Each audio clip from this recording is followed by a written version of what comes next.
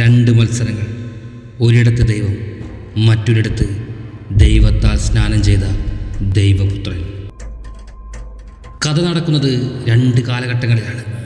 പക്ഷേ രണ്ടിടത്തും ഒരൊറ്റ പേര് മാത്രമാണ് അതിജീവിച്ചത്, അവശേഷിച്ചത്. പാപം ചെയ്യുന്നത് ഒരു കാലത്തും തെറ്റല്ല, പക്ഷേ അത് പാപവിനാശം നടത്തുന്നവൻ്റെ മുന്നിലാകരുത് എന്ന് മാത്രം. അന്ന് ബർണാബിൻ്റെ ഉറക്കം കളഞ്ഞ പാപത്തിൻ്റെ രാത്രിക്ക് പകരമാണെങ്കിൽ മറ്റൊന്ന് അഹങ്കാരം മൂത്ത് നിലമറന്ന് ചെന്ന് കയറിക്കൊടുത്തത് അതിൻ്റെ ഏറ്റവും വലിയ പീക്കിൽ നിൽക്കുന്നവൻ്റെ അടുക്കലായിരുന്നു.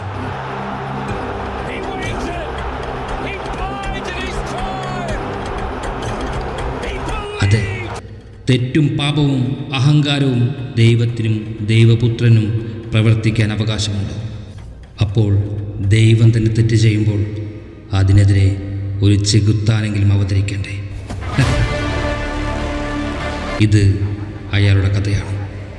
ദൈവത്തിൻ്റെയും ദൈവപുത്രൻ്റെയും തലവര തിരുത്തിയ ചെകുത്താൻ്റെ കഥ.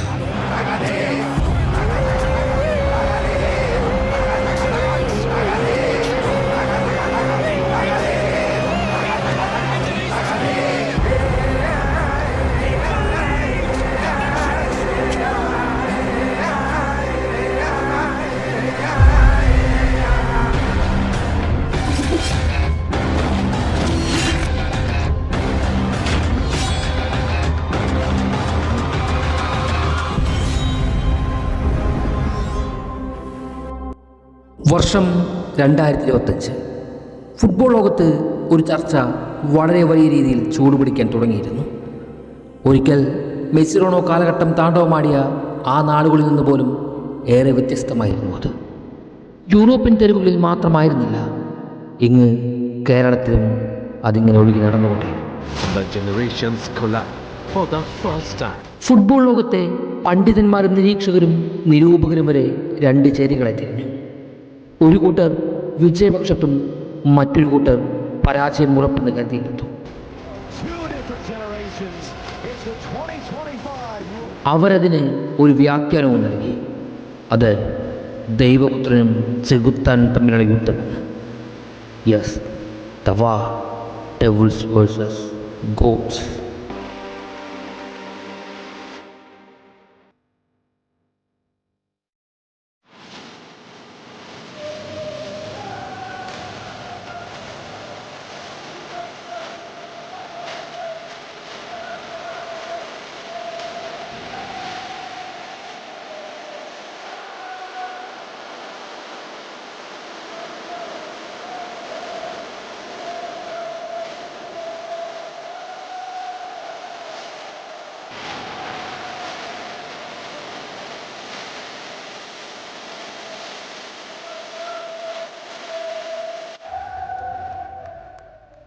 ജർമ്മനിയെ തകർത്തുകൊണ്ട് റൊണാൾഡോയുടെ പോർച്ചുഗൽ UEFA നാഷണൽ ലീഗിൻ്റെ ഫൈനൽ ഉറപ്പിച്ച രാത്രിക്ക് ശേഷം വിവാദങ്ങളുടെ മണിക്കൂറുകളായിരുന്നു പിന്നീടങ്ങോട്ട്.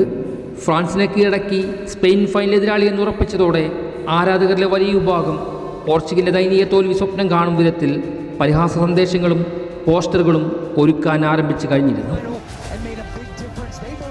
ഇതിനെല്ലാം മുകളിൽ ജൂൺ 8 രാത്രി അവസാനിക്കുമ്പോൾ ഒടുവിൽ പലരും വിശ്വസിച്ച കഥ മറ്റൊന്നായിരുന്നു. ഒരു 17കാരൻ ഒരു 40കാരൻ്റെ കഥ കഴിക്കുമെന്ന്. എന്നാൽ ഇന്നോളം റൊണാൾഡോ എന്ന റിയാലിറ്റിയെ നേരിൽ കണ്ട ഒരു ജനറേഷൻ കഴിഞ്ഞ കാലങ്ങളിലേക്ക് തങ്ങളുടെ ചിന്തയെ പറഞ്ഞയച്ചിരുന്നു. ശേഷം അവരുടെ മുഖത്ത് ഒരു പുച്ഛഭാവം സൃഷ്ടിക്കപ്പെടുന്നുണ്ട്. പിന്നീട് ജൂൺ 9 1.5 മണിക്കൂറിനെ അവർ സ്വാഗതം ചെയ്യുകയും ചെയ്തു. വിജയശതമാനം ഏറെക്കുറെ സ്പെയിൻ്റെ കൂടെ തന്നെ ആയിരുന്നുവെങ്കിലും മറുപുറത്ത് മറ്റൊരു പോർച്ചുഗൽ യുഗം ഈ തലമുറയോട് സംസാരിക്കുവാൻ തയ്യാറായി നിൽക്കുന്നുണ്ടായിരുന്നു. ഉനൈ സൈമനും മിങ്കൂസയും നോർമഡും ഹ്യൂസും കുക്രോയും പെഡ്രിയും സുബിമെൻഡിയും റൂയിസും മൊയസബാലും നിക്കോ വില്യംസും യമാലും അടങ്ങുന്ന സ്പെയിൻ പടയെല്ലാം കൂട്ടത്തോടെ കത്തിക്കുവാൻ പണ്ട് അയാൾക്കൊറ്റയ്ക്ക് സാധിക്കുമായിരുന്നു. എന്നാൽ ഇന്ന് അതല്ലല്ലോ സ്ഥിതി. അതുകൊണ്ട് തന്നെ അയാൾക്ക് ഇന്നൊറ്റയ്ക്ക് സാധിക്കാത്തതിനെ നേരിടുവാൻ വേണ്ടി ഇന്ന് അയാൾക്കൊപ്പം പോർച്ചുഗലിൽ മികച്ചൊരു ടീം തന്നെ രൂപപ്പെട്ട് കഴിഞ്ഞിരിക്കുന്നു. Costa, Neves, Dias, Inacio, Mendes, Bruno, Vitinha, Silva, Conceicao, Neto എന്നിവർ അടങ്ങുന്ന പുതിയ പറങ്കിപ്പട. അങ്ങനെ ജർമ്മനിയിലെ അൽനാസരീനിയിൽ ഫൈനൽ മത്സരത്തിന് മിനിറ്റ് സൂചി ഓടാൻ ആരംഭിച്ചിരുന്നു. സ്പെയിൻ്റെ ആക്രമണം കൊണ്ട് പോർച്ചുഗൽ പതറുമെന്ന് കരുതിയ ആരാധകരും വിമർശകരും കണ്ടത് സ്പെയിനോട് മുട്ടി നിൽക്കുന്ന പറങ്കിപ്പടയായിരുന്നു. എന്നിട്ടും 21-ാം മിനിറ്റിൽ പോർച്ചുഗൽ ഒരു ഗോളിന് പുറകിലാകുന്നുണ്ട്. പക്ഷേ മിനിറ്റ് സൂചി 5 വട്ടം കറങ്ങിത്തീരും മുൻപ് റൊണാൾഡോ, നെറ്റോ, മെൻഡസ് സംഘം സ്പെയിൻ്റെ ആത്മവിശ്വാസത്തിന് മുകളിലേക്ക് ആണിയടിക്കുന്നുണ്ട്. നൂനോ മെൻഡസിൻ്റെ ഇടങ്കാൽ പവർ ഹീറ്റ് ഉനൈ സൈമനെയും സ്പാനിഷ് പടയെയും വിറപ്പിക്കുന്നുണ്ട്. ശേഷം വന്ന മിനിറ്റുകൾ യുദ്ധസമാനമായി മാറുന്നുണ്ടായിരുന്നു. ഇതിനിടയിൽ ദൈവപുത്രൻ്റെ ഇടങ്കാൽ ഇടറുന്നുണ്ടായിരുന്നു. പലതവണ ചെകുത്താൻ്റെ സാന്നിധ്യം അവൻ്റെ കളിമികവിനെ ചോദ്യം ചെയ്തുകൊണ്ടേയിരുന്നു. ആ ഭയം കൊണ്ട് തന്നെ ആയിരിക്കണം നൂനോ മെൻഡസിന് മുന്നിൽ പലതവണ കളിമറന്ന് നിൽക്കേണ്ടി വരുന്നുണ്ട്. എന്നിട്ടും പക്ഷേ സ്പെയിൻ മത്സരത്തിൻ്റെ 45-ാം മിനിറ്റിൽ ഉയർസബാലിലൂടെ ലീഡ് ഉയർത്തുന്നു. രണ്ടാം പകുതിയുടെ ആരംഭം പുതിയൊരു തുടക്കമായിരുന്നു. പോർച്ചുഗൽ തിരിച്ചു വരുമോ എന്ന ചോദ്യം ഗാലറിയിൽ ഉണർന്നു കഴിഞ്ഞിരുന്നു. മറുവശത്ത് യമാലും സംഘവും വിജയിച്ചവരുടെ അഹങ്കാരം പേറുന്നുണ്ടായിരുന്നുവെങ്കിലും സമ്മർദ്ദങ്ങളിൽ സൗന്ദര്യം വിരിയിക്കുന്ന അവരുടെ നായകൻ അവതരിക്കുമെന്ന് ഓരോ പോർച്ചുഗൽ ആരാധകനും സ്വപ്നം കാണുവാൻ തുടങ്ങിയിരുന്നു. ഈ ഒരു മത്സരം ഒരുപക്ഷെ ഈ വിധിയിലൂടെ അവസാനിച്ചു കഴിഞ്ഞാൽ ഒരു മരുന്നിന് പോലും റൊണാൾഡോയുടെ കഥ എവിടെയും വാഴ്ത്തപ്പെടുകയില്ല. മറിച്ച് ഒരു 17-കാരൻ്റെ മുന്നിൽ അയാൾ പരാജയപ്പെട്ടുവെന്ന് ലോകം വിധിയെഴുതും. ഇന്നോളം റൊണാൾഡോ തീർത്ത ചരിത്രങ്ങളെല്ലാം പഴങ്കഥയ്ക്ക് സമാനമാകും. വിമർശകർ അയാളെ പിച്ചിച്ചിട്ടു. എന്നാൽ പക്ഷേ അതിനെല്ലാം മുകളിൽ ലോകം കണ്ട സത്യമുണ്ടായിരുന്നു എന്നവർ ഒരിക്കൽ പോലും ചിന്തിച്ച് കാണില്ല. താനാണ് ബെസ്റ്റ് എന്ന് റൊണാൾഡോ പറയുമ്പോൾ അഹങ്കാരവും യമാൽ പറയുമ്പോൾ കോൺഫിഡൻറ്റുമായി ചിത്രീകരിച്ച സോഷ്യൽ മീഡിയകൾ പോലും റൊണോ യുഗം മറന്നുപോയിരുന്നു. ഇന്നോളം തനിക്കെതിരെ ഉയർന്നു വന്ന വെല്ലുവിളികളെയെല്ലാം മുച്ചോട് കത്തിച്ച് ചാമ്പലാക്കിയവൻ്റെ കഥ പലരും മനഃപൂർവ്വം മറന്നുപോയിരുന്നു. ആ തീയിൽ വെന്തുവെണ്ണീരായി തീർന്നവർ പോലും അയാളുടെ പരാജയം കാണുവാൻ, ആഘോഷിക്കുവാൻ കാത്തിരുന്നു. പക്ഷേ അവർക്കൊന്നും ചിന്തിക്കാൻ കഴിയാത്ത വിധം ഈ 40-ാം വയസ്സിലും മൈതാനങ്ങൾ അടക്കി വാഴുന്ന റൊണോ എന്ന മഹാമേരുവിൻ്റെ യുഗം അവസാനിക്കണമെങ്കിൽ അയാൾ തന്നെ വിചാരിക്കണമായിരുന്നല്ലോ. അഹന്ത കൊണ്ടും അയാളോടുള്ള വിദ്വേഷം കൊണ്ടും അന്ധത ബാധിച്ച ലോകത്തിന് മുന്നിൽ 61-ാം മിനിറ്റിൽ എക്സ്പീരിയൻസ് കൊണ്ട് അയാൾ മറുപടി എഴുതുമ്പോൾ അവരുടെ ബോധം മനസ്സിലാക്കി തുടങ്ങി. ഞങ്ങൾ ഇന്നും ജീവിക്കുന്നത് അയാളുടെ യുഗത്തിൽ തന്നെയാണ്. സമനില ഗോൾ നേടി അയാൾ വാൺ ചെയ്യുന്ന ഒരു രംഗമുണ്ട്. അതിന് സാക്ഷിയായി നിൽക്കുന്ന യമാൽ നിമിഷമുണ്ട്. ആ സീനിലുണ്ടായിരുന്നു അവതരിച്ചത് നിൻ്റെയൊക്കെ തന്തയാണെന്ന്. അതെ, നീയെല്ലാം കളിച്ചത് ദൈവത്തിന് പോലും കൈകൊടുക്കുന്ന മരണദൈവത്തോടാണെന്ന്. ദൈവപുരാണങ്ങൾ പോലും തെറ്റിച്ച റൊണോ എന്ന 40-കാരൻ മിശിഹാൽ സ്നാനം ചെയ്യപ്പെട്ടവൻ്റെ മുന്നിൽ യഥാർത്ഥ ദൈവമാരാണെന്ന് അവതരിച്ച് തെളിയിച്ച നിമിഷം. നീറിയ നെഞ്ചും നിറഞ്ഞ കണ്ണും വിങ്ങിയ ദേഹവും കൊണ്ട് യമാൽ ആദ്യമായി അയാളുടെ ഓറയെ സാക്ഷിയാകുകയായിരുന്നു. അന്നവന് മനസ്സിലായി, ഞാൻ കേട്ടതൊന്നും കെട്ടുകഥയല്ലായിരുന്നുവെന്ന്. ഞാൻ ഇന്നോളം കണ്ടതൊന്നുമല്ല അയാളെന്ന്. ആ ഗാലറിയും ആ അന്തരീക്ഷവുമെല്ലാം അവനെ അത് പറഞ്ഞ് പഠിപ്പിക്കുന്നുണ്ടായിരുന്നു.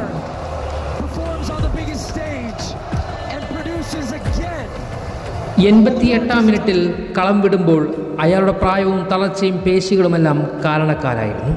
പക്ഷേ ഒരു 17-കാരനെ പിൻവലിച്ചത് ആ 40-കാരൻ ജർമ്മനിയിൽ സൃഷ്ടിച്ച ഭയത്തിൻ്റെ പരിണാമം തന്നെയായിരുന്നു. കേട്ടുകേൾവി മാത്രമുണ്ടായിരുന്ന ഒന്നിനെ നേരിൽ കണ്ടപ്പോൾ ഇന്നോളം പഠിച്ചതെല്ലാം മറന്നുപോയ ഒരു വിദ്യാർത്ഥിയുടെ ഫൈനൽ എക്സാമിനെ ഓർമ്മിപ്പിക്കും വിധമായിരുന്നു കാര്യങ്ങൾ. ഒടുവിൽ എക്സ്ട്രാ ടൈമിൽ ജോട്ടയും റാഫലിയോയും അടങ്ങുന്ന പോർച്ചുഗൽ സംഘം സൃഷ്ടിക്കുന്ന അവസരത്തിന് ശേഷം പെനാൽറ്റിയുടെ വിധി നിർണയം ദൈവപുത്രന് എതിരായി വിധിക്കപ്പെടുന്നുണ്ട്.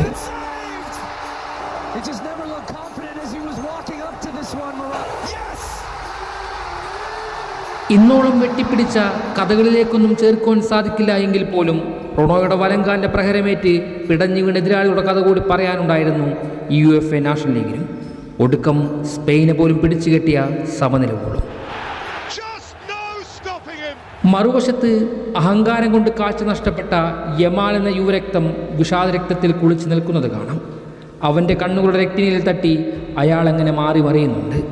അയാളുടെ ആനന്ദക്കണ്ണീരും കിരീടധാരണവുമെല്ലാം കണ്ടു തീർത്തത് ചത്തുരഞ്ഞ മനസ്സോടെ തന്നെയായിരുന്നു. ഒടുവിൽ വേദനയോടെയാണെങ്കിൽ പോലും അവൻ ആ സത്യത്തെ അംഗീകരിച്ചു കഴിഞ്ഞു. എൻ്റെ 17-ൽ ഞാൻ കണ്ടതും കാണുന്നതും ഒന്നുമല്ല അയാൾ. എൻ്റെ കരിയറിൽ ഉടനീളം സംഭവിക്കാൻ പോകുന്നതെല്ലാം വെല്ലുവിളിക്കാൻ പോകുന്ന ഐതിഹാസികത ജന്മമാണ് അയാൾ. എൻ്റെ ആത്മവിശ്വാസത്തെയും ആത്മാവിനെയും തല്ലിത്തകർത്ത അമാനുഷികനാണ് അയാൾ.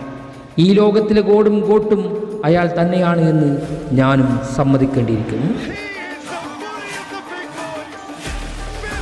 ഒരുപക്ഷെ ഇന്ന് ചിലർ ന്യായം പറയുന്നത് കാണാം, ഒരു 17-കാരനെ തോൽപ്പിച്ചത് ഇത്രയും കൊട്ടി ആഘോഷിക്കേണ്ടതുണ്ടോ എന്ന്, നാണമില്ല എന്ന്, അവന് ഇനിയും സമയമുണ്ട് എന്നെല്ലാം. റൊണോയുടെ ആരാധകർ ഇത്രയും ബാലിഷ്യമാകരുത് എന്ന്. എന്നാൽ ഒരിക്കൽ പോലും മറുവശത്തെക്കുറിച്ച് സംസാരിക്കുവാൻ അവർ തയ്യാറല്ല. ഈ മത്സരം ഒരുപക്ഷെ യമാലാണ് വിജയിച്ചിരുന്നുവെങ്കിൽ റൊണാൾഡോയും അയാളുടെ രാജ്യവും ലോകത്ത് അങ്ങോളം ഇങ്ങോളമുള്ള അദ്ദേഹത്തെ ആരാധിക്കുന്ന മനുഷ്യർ നേരിടാൻ പോകുന്ന നാണക്കേടിൻ്റെയും വിമർശനങ്ങളുടെയും അളവ് ചിന്തിക്കുവാൻ പോലും സാധിക്കാത്ത വിധമായിരുന്നല്ലേ. കൂടെ കേവലം ഒരു 17-കാരൻ നിങ്ങളുടെ ഗോട്ടിനെ തട്ടി എന്ന് പറഞ്ഞ് അയാൾക്ക് ശവമഞ്ചം പോലും നിങ്ങൾ ഒരുക്കുമായിരുന്നില്ലേ? അത് എക്കാലത്തും അങ്ങനെ തന്നെയാണല്ലോ. റൊണോ വിജയിക്കുമ്പോൾ അംഗീകരിക്കുവാൻ പലർക്കും ഇന്നും മടി തന്നെയാണ്. പരാജയപ്പെട്ടാൽ ആ ഭാരം മുഴുവൻ അയാൾക്ക് തലയ്ക്ക് മുകളിൽ ചുമക്കേണ്ടിയും വരുന്നു. പക്ഷേ തോൽക്കുവാൻ അയാൾക്ക് ഇഷ്ടമില്ലാത്തിടത്തോളം കാലം ഏതു വെല്ലുവിളികൾക്ക് മുകളിലും അയാൾ ഉയർത്തി നിൽക്കുമെന്ന് ഞങ്ങൾ എന്നും വിശ്വസിച്ചു കൊണ്ടേയിരിക്കും. വാട്സപ്പ് യൂണിവേഴ്സിറ്റികളിൽ നിന്നും മാത്രം പകർന്നു കിട്ടുന്ന അറിവുകളോടെ പരിഹസിക്കുന്ന ഇന്നത്തെ തലമുറയോടാണ്. 40-ാം വയസ്സിൽ പോലും അയാൾ നിങ്ങളുടെ ഉറക്കം കളയുന്നുണ്ടെങ്കിൽ അയാളുടെ പ്രൈമിൽ നിങ്ങളുടെ മുൻ തലമുറയിലെ ചേട്ടന്മാരുടെ ഉറക്കം എത്ര തവണയായിരിക്കും അയാൾ തല്ലി തകർത്ത് കാണുക? അത് അയാളുടെ യുഗത്തിൽ തന്നെയാണ് നിങ്ങളും ഞാനുമെല്ലാം ഇന്നും ജീവിക്കുന്നത്. അയാൾ എന്ന് ബൂട്ടഴിക്കുന്നുവോ അന്ന് നിങ്ങൾക്ക് ആ ലൂപ്പിൽ നിന്നും പുറത്തിറങ്ങാം. കാരണം ദൈവത്തിന് പോലും ഇന്നോളം അയാളുടെ വിധിയെ തിരുത്തുവാനായിട്ടില്ല. എന്നിട്ടല്ലേ നമ്മൾ മനുഷ്യർക്ക്? ഫുട്ബോളിൻ്റെ നീതിയും നിയമവും അയാൾ തന്നെയാണ്. ഗോഡും ഗോട്ടും. ദർശിക്കുക the reality, the one, Cristiano Ronaldo dos ആൻഡ് സവേറോ.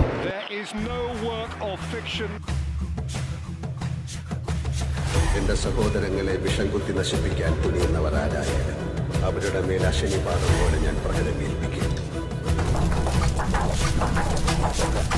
എൻ്റെ പകയിൽ നീറി ഒടുങ്ങുമ്പോൾ അവരറിയും ഞാൻ അവരുടെ ഒരേ ഒരു രാജാവായിരുന്നുവെന്ന്. ഒരേ ഒരു രാജാവ്.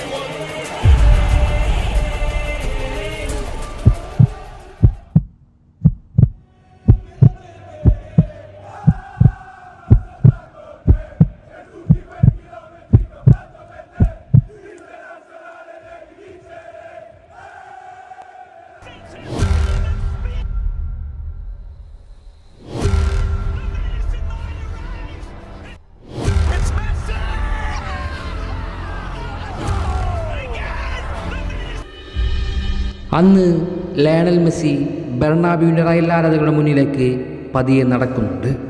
തന്നെ പരിഹസിച്ച, തൻ്റെ രക്തം കൊണ്ട് ആർത്തുല്ലസിച്ച അവർക്ക് മുന്നിൽ അയാൾ തൻ്റെ രക്തം പുരണ്ട ആ ജേഴ്സി ഉയർത്തിപ്പിടിക്കുന്നുണ്ട്. അയാളുടെ പേര് പൂർണ്ണമായും അവർക്ക് ദൃശ്യമാകുന്നുണ്ടെന്ന് അയാൾ ഉറപ്പാക്കിയിരുന്നു. അതൊരു പ്രഖ്യാപനമായിരുന്നു. നിങ്ങളുടെ വീട്ടിൽ, നിങ്ങളുടെ മൈതാനത്ത് നിങ്ങളെ തോൽപ്പിച്ചവൻ്റെ നാമം ഒരിക്കലും മറക്കാതെ എന്നുമെന്നും നിങ്ങൾ ഓർത്തിരിക്കണമെന്ന ശാസനം കൂടിയായിരുന്നു. അയാളുടെ ആ സെലിബ്രേഷൻ ഓരോ ബാഴ്സ ആരാധകനെയും സന്തോഷിപ്പിക്കുന്നുണ്ടായിരുന്നു. ബാഴ്സയുടെ ഡഗ്ഔട്ടിലും സഹതാരങ്ങളിലും കോച്ച് എൻറിക്കോയിലും ആ സന്തോഷം കാണാമായിരുന്നു. ബെർണാബ്യൂവിലെ അന്തരീക്ഷത്തിൻ്റെ ആത്മാവിൽ ചുടുരക്തം വീണ് പൊള്ളുന്നത് ഓരോ റയൽ പ്ലേയേഴ്സും ആരാധകരും സിദ്ധാനും തിരിച്ചറിഞ്ഞ നിമിഷം.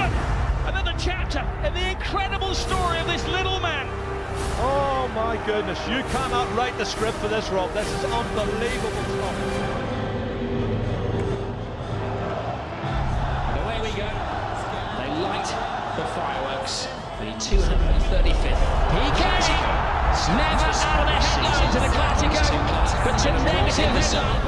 Messi. There is no such. Moves inside Ronaldo.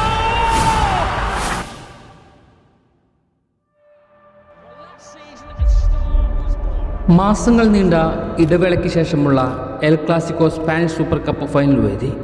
മത്സരത്തിനായി കാമ്പ് നൗവിൽ രണ്ട് ടീമുകളും വന്നിറങ്ങി. കഴിഞ്ഞ എൽ ക്ലാസിക്കോയിൽ നേരിട്ട പരാജയത്തിൻ്റെ ഭാരം പേറിയായിരുന്നു സിനദീൻ സിദാനും കൂട്ടരും കാമ്പ് നൗവിലേക്ക് വന്നിറങ്ങുന്നത്. അരങ്ങേറാൻ പോകുന്ന മത്സരത്തിൻ്റെ വിധി എന്തു തന്നെയായാലും അത് റയൽ മാഡ്രിഡിൻ്റെ ഐഡൻറ്റിറ്റിയെയും അഭിമാനത്തിൻ്റെയും കൂടിയാണെന്ന് ഓരോ റയൽ ആരാധകർക്കും വളരെ വ്യക്തമായി അറിയാമായിരുന്നു. ബാഴ്സയ്ക്കെതിരെ ഇറങ്ങുന്ന റയലിൻ്റെ ആദ്യ 11-ൽ റൊണാൾഡോയ്ക്ക് സ്ഥാനമുണ്ടായിരുന്നില്ല. സിദാൻ എന്ന പരിശീലകൻ റൊണാൾഡോയെ പുറത്തിരുത്തിയായിരുന്നു ആദ്യ പകുതിയിലേക്കുള്ള തന്ത്രങ്ങൾ മെനഞ്ഞിരുന്നത്. കണക്കുകളേറെ തീർക്കാനുള്ള മത്സരത്തിനൊടുവിൽ വിസിലുണർന്നു. മത്സരത്തിൻ്റെ ആദ്യ നിമിഷങ്ങളിൽ തന്നെ റയൽ മാഡ്രിഡ് താരങ്ങൾ ബാഴ്സലോണയുടെ ബോക്സിലേക്ക് ഇരച്ച് കയറിക്കൊണ്ടേയിരുന്നു. പ്രതികാരത്തിൻ്റെയും പ്രതിരോധത്തിൻ്റെയും നാടകീയമായ പോരാട്ടമായിരുന്നു കാമ്പ് നൗവിൽ അരങ്ങേറിക്കൊണ്ടിരുന്നത്. മെസ്സിക്ക് ലഭിച്ച ഫ്രീ കിക്കും കാസ്മീർക്ക് ലഭിച്ച മഞ്ഞക്കാർഡും ലോങ് ഷോട്ടുകളും ഗോൾ സേവുകളും കണ്ട ആദ്യ പകുതി അവിടെ അവസാനിക്കുകയായിരുന്നു. പ്രതീക്ഷകൾ തുന്നിക്കൂട്ടി ആ മൈതാനത്ത് രണ്ടാം പകുതിയുടെ വിസിലും മുഴങ്ങി. മത്സരം 50-ാം മിനിറ്റിലേക്ക് കടക്കുന്നു. മധ്യനിരയിൽ നിന്നും ഇരച്ചു കയറുന്ന റയൽ മാഡ്രിഡിന്റെ മുന്നേറ്റം ഇടതുവിങ്ങിൽ നിന്നും മാർസിലോയുടെ ക്രോസിലൂടെ ബോക്സിലേക്ക് എത്തുന്നു. അതിനെ തടയാൻ ശ്രമിക്കുന്ന ജെറാർഡ് പീക്കെ. പക്ഷേ പീക്കെക്ക് പിഴക്കുന്നുണ്ട്. അയാളുടെ കാലുകളിൽ തട്ടി പന്ത് ടെർ സ്റ്റെഗനെ മറികടന്ന് വലയിലേക്ക്. കാമ്പ് നൗവിൽ റയൽ മാഡ്രിഡ് ആദ്യ ലീഡിലേക്ക് കടക്കുന്നു.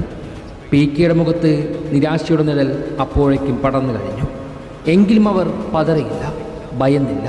അവർക്കറിയാമായിരുന്നു ഇനി എതിരാളികളെ എങ്ങനെയാണ് ഞങ്ങൾ കൈകാര്യം ചെയ്യേണ്ടതെന്ന്. കാറ്റലോണിയൻ പ്രതിരോധം കൂടുതൽ ആർജവത്തോടെ മുന്നോട്ട് നീങ്ങി.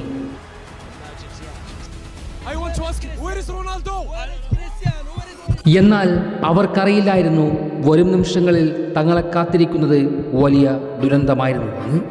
57-ാം മിനിറ്റിലേക്ക് മത്സരം അടുത്തു തുടങ്ങി. ഗാലറിയിൽ അതുവരെ ഉണ്ടായിരുന്നതിനേക്കാൾ വലിയ ആരവമായിരുന്നു. സബ്സ്റ്റിറ്റ്യൂഷൻ ബോർഡിൽ തെളിഞ്ഞ ആക്കങ്ങളുടെ പ്രതിഫലനമായിരുന്നു ആ ആരവങ്ങൾ.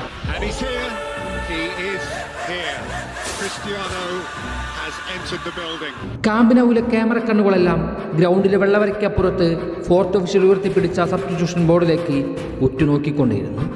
അവിടെ ആക്കം തെളിഞ്ഞു. അത് നിങ്ങളുടെ മനസ്സിൽ ഇപ്പോൾ തെളിയുന്ന അതേ 7-ാം നമ്പർ. കാമ്പ് നൗ ആരാധകർ ഒരു നിമിഷം അവിടേക്ക് കണ്ണുകളയച്ചു. കാരണം വരുന്നവൻ ഒരു കൂട്ടരുടെ നായകനും മറ്റു കൂട്ടരുടെ പ്രതിനായകനും.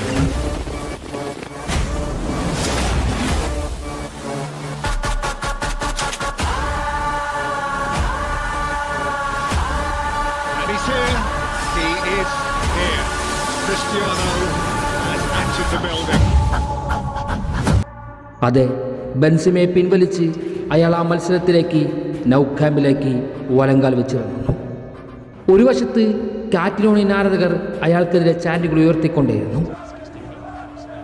കളിക്കളത്തിലേക്ക് ഇറങ്ങിയ നിമിഷങ്ങൾക്കകം ബാഴ്സയുടെ ഗോൾ മുഖം തേടിയുള്ള റൊണോയുടെ മുന്നേറ്റങ്ങൾ അവരിൽ പതിയെ പതിയെ ഭീതി പടർത്തിക്കൊണ്ടേയിരുന്നു. ഒരു വട്ടം ഒരു തവണ പന്ത് വലയിലേക്ക് എത്തിച്ചെങ്കിലും റഫറി ഓഫ് സൈഡ് വിളിക്കുന്നുണ്ട്. ആ നിമിഷം കാറ്റലോണിയൻ പ്രതിരോധങ്ങളുടെ മുഖത്ത് ഭീതിയുടെ ഭാവവ്യത്യാസം മാറി മറിഞ്ഞുകൊണ്ടേയിരുന്നു. അത് വിളിച്ച് പറയുന്നുണ്ടായിരുന്നു, ആ വന്നവൻ എത്രമാത്രം അപകടം വിതയ്ക്കാൻ കഴിവുള്ളവനായിരുന്നു. ബാഴ്സലോണ കൂടുതൽ തീവ്രതയോടെ പ്രതികരിക്കാൻ തുടങ്ങി. അവർ റയലിൻ്റെ 6 യാർഡിലേക്ക് ഇരച്ച് കയറിക്കൊണ്ടേയിരുന്നു. 77-ാം മിനിറ്റിൽ പന്തുമായി ബോക്സിനുള്ളിലേക്ക് വന്ന സുവാരസിനെ ഫൗൾ ചെയ്തതിന് ഗോളി നവാസിന് മഞ്ഞക്കാർഡും ബാഴ്സലോണയ്ക്ക് അനുകൂലമായ ഒരു പെനാൽറ്റിയും റഫറി വിധിക്കുന്നു. ബാഴ്സലോണയുടെ ആ കുറിയ മനുഷ്യൻ കിക്കെടുക്കുന്നതിനായി വരുന്നുണ്ട്. കാറ്റലോണിയൻ ആരാധകർ ആഘോഷിക്കുവാൻ തയ്യാറെടുത്ത് നിൽക്കുന്നു. തൻ്റെ ഇടങ്കാൽ കൊണ്ട് റയൽ ഗോൾ പോസ്റ്റിൻ്റെ ഇടതുമൂലയിലേക്ക് ആ പന്തിനെ അയാൾ തൊടുത്തു വിടുന്നു. ബാഴ്സയ്ക്ക് വേണ്ടി സമനില ഗോൾ നേടി അയാൾ ഇരുകൈകളും മുകളിലേക്ക് ഉയർത്തി ആഘോഷിക്കുന്നു. എല്ലാം ഒറ്റ നിമിഷം കൊണ്ട് അവസാനിച്ചു. ഇനി തങ്ങൾക്ക് വേണ്ടത് വിജയ ഗോൾ മാത്രമാണ്. അതും തങ്ങൾക്ക് നേടാമെന്ന വിശ്വാസത്തിൽ അവർ വീണ്ടും കളിയിലേക്ക് തിരിച്ചു വന്നു. കളിയുടെ മട്ടും ഭാവവും പതിയെ മാറാൻ തുടങ്ങി. പക്ഷേ ആ ആരവങ്ങൾക്കും ആഹ്ലാദങ്ങൾക്കും അധികം ആയുസ്സുണ്ടായിരുന്നില്ല. കാമ്പിനൗവിൻ്റെ അന്തരീക്ഷം പതിയെ ചൂടുപിടിക്കാൻ തുടങ്ങി. 77-ാം മിനിറ്റിലെ സമനില ഗോളിന് ശേഷം മിനിറ്റ് സൂചി 3 മിനിറ്റ് കൂടി മുന്നോട്ട് നീങ്ങി. കാമ്പിനൗവിൽ സമനിലയായ മത്സരം സർവ്വനിയന്ത്രണവും വിട്ടു. റയൽ മാഡ്രിഡിൻ്റെ ബോക്സിലേക്ക് റാക്കിറ്റിച്ചിൻ്റെ മുന്നേറ്റം കർവാളിൽ അവസാനിക്കുന്നുണ്ട്. തുടർന്ന് റയൽ മാഡ്രിഡിൻ്റെ കൗണ്ടർ അറ്റാക്ക്. കർവാൾ പന്ത് റൊണോയിലേക്ക് നൽകുന്നു. ചെസ്റ്റിൽ സ്വീകരിച്ച റൊണോ പന്ത് ഇസ്കോയിലേക്ക് കൈമാറുന്നു. ഇടതുവിങ്ങിലൂടെ ബാഴ്സയുടെ ഹാഫിലേക്ക് കുതിക്കുന്ന റൊണാൾഡോയിലേക്ക് ഇസ്കോ പന്തിനെ കൈമാറുന്നുണ്ട്. തനിക്കെടുക്കാൻ സാധിക്കുന്ന പരമാവധി വേഗതയിൽ പന്തിനെ സ്വീകരിച്ചയാൾ ബാഴ്സയുടെ ഗോൾ മുഖം തേടി പായുന്നത് കാണാം. അതിനെ തടയുവാനായി ബാഴ്സയുടെ എക്കാലത്തെ മികച്ച ഡിഫൻഡർ PK മുന്നിലേക്ക് വരുന്നുണ്ട്. എന്നാൽ അതിനുശേഷം നടന്നത് വിധിക്ക് പോലും സങ്കല്പിക്കാൻ കഴിയാത്തത്ര ഭീകര നിമിഷങ്ങളായിരുന്നു. അന്ന് ജെറാർഡ് പീക്കോയ്ക്കും ബാഴ്സലോണയ്ക്കും ബാഴ്സലോണ ആരാധകർക്കും റൊണാൾഡോ എന്ന സംഹാരൂപത്തെ നോക്കി നിൽക്കാവുന്ന ആയുസ് മാത്രമേ ആ മണ്ണിൽ അവശേഷിച്ചിരുന്നുള്ളൂ. ക്രിസ്റ്റിയോയുടെ വലങ്കാൽ ട്രിഗർ ബാഴ്സയുടെ ഗോൾ മുഖത്തേക്ക് പന്തിനെ തൊടുത്തു വിടുന്നുണ്ട്.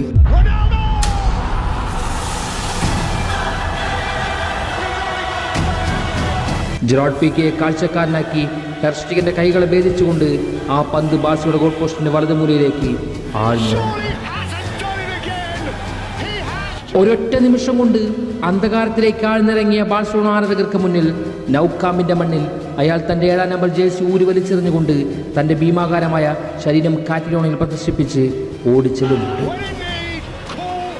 അയാളുടെ ആ പാദചലനത്തിൽ തന്നെ ഭയന്നുപോയ കാറ്റിലോണൻ ജനതയ്ക്ക് മുന്നിൽ തൻ്റെ ഉഗ്രരൂപം പുറത്തെടുത്തുകൊണ്ട് അവർക്ക് മുന്നിൽ നെഞ്ചു വിരിച്ച് ഒരു നിൽപ്പുണ്ട്. ബെർണബ്യൂവിൻ്റെ ആത്മാവിൽ അന്ന് വീണ രക്തക്കറകൾ അയാൾ ഇന്ന് കഴുകി കളഞ്ഞിരിക്കുന്നു. പ്രതികാരത്തിൻ്റെ കൊടുങ്കാറ്റ് കാറ്റിലോണയിൽ ആഞ്ഞടിച്ചിരിക്കുന്നു. തൻ്റെ മണ്ണിൽ താൻ സംരക്ഷിക്കുന്ന മണ്ണിൽ ആരൊക്കെ വന്ന് വീമ്പ് കാറ്റി അഹങ്കരിച്ച് മടങ്ങിയാലും അതിനുള്ള മറുപടി അവരുടെയൊക്കെ മണ്ണിൽ വന്ന് അവരെയും അവരുടെ തലമുറയും ഉന്മൂലനം ചെയ്ത് അവസാനിപ്പിക്കുമെന്ന താക്കീത് കൂടിയായിരുന്നു ആ രംഗം. സമുദ്രഗർത്തങ്ങളിലേക്ക് ആഴ്ന്നു പോകുന്ന അസ്തമയ സൂര്യനെ പോലെ തീക്ഷ്ണവും മനോഹരമായ രൂപം നൗകാമ്പിൽ ഇങ്ങനെ വായിക്കപ്പെട്ടു. ഉദയവും അസ്തമയവും കണ്ട ഈ ഫുട്ബോൾ ചക്രവാളത്തിൽ ഒരു രാജാവ് ഉണ്ടെങ്കിൽ അത് ഞാനാണ്. ഒരു ചക്രവർത്തി ഉണ്ടെങ്കിൽ അത് ഞാനാണ്. നിങ്ങളുടെ ആദ്യവും അവസാനവും ഞാൻ മാത്രമാണ്. ഒടുവിൽ അയാൾക്ക് ഒന്നുകൂടി ബാക്കിയുണ്ടായിരുന്നു. നിശബ്ദമായ ക്യാമ്പിനൗവിൻ്റെ അന്തരീക്ഷത്തിൽ അയാൾ തൻ്റെ 7-ാം നമ്പർ ജേഴ്സി ഉയർത്തിപ്പിടിക്കുന്നുണ്ട്. വായുവിലേക്ക് ഉയർത്തിപ്പിടിച്ച ജേഴ്സിയിലൂടെ അയാൾ പറയുന്നുണ്ട്, വെളുത്ത മേഘങ്ങൾ തെന്നി നീങ്ങുന്ന നീലാകാശത്തിന് കീഴിൽ നിങ്ങൾക്ക് മേൽ അധികാരവും അവകാശവുമുള്ള രാജാവുണ്ടെങ്കിൽ അത് ഈ മാൻഡ്രിഡിലെ 7-ാം നമ്പറുകാരൻ മാത്രമാണ്. ഓരോ കാറ്റലോണിയൻ ജനതയും അതോർത്തിരിക്കണം. പ്രതികാരത്തിന് സൂചിമുന കൊണ്ട് മുറിവേറ്റ ബാഴ്സലോണ ആരാധകരുടെ കണ്ണുകളിൽ നീറ്റിലോടെ അതിങ്ങനെ വായിക്കപ്പെട്ടു. നിങ്ങൾക്കെന്നെ വാക്കുകൾ കൊണ്ട് തകർക്കാം, നിങ്ങൾക്കെൻ്റെ രക്തത്തിനായി മുറിവിളി കൂട്ടാം, പക്ഷേ നിങ്ങളുടെ ഉറക്കം കെടുത്തുവാൻ മറ്റൊരു ദിവസം നിങ്ങൾക്ക് മുന്നിൽ ഞാൻ അവതരിക്കുക തന്നെ ചെയ്യും.